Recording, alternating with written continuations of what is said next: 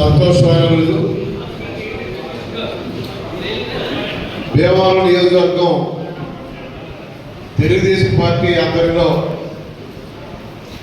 దళిత క్రైస్తవులు అందరూ కూడా 2025 క్రిస్మస్ శుభాకాంక్షలు ఎంతో ఘనంగా చేశారు.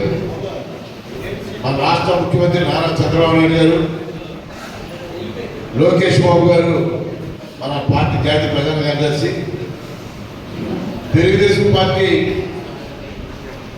వ్యవస్థాపకులు నందమూరి తారక రామారావు గారు, స్వర్గీయ ఆంధ్రప్రదేశ్ యొక్క అభివృద్ధి కులమతాలకి అతీతంగా ప్రజా సంక్షేమం కోరుకున్న పార్టీ తెలుగుదేశం పార్టీ. దానిలో భాగంగానే మన ఈ 1వ తారీఖు వరకు కూడా క్రిస్మస్ సంబరాలు చేయమని జాతీయ అధ్యక్షుడు చంద్రబాబు నాయుడు గారు సూచించడం, దానిలో భాగంగా ఈరోజు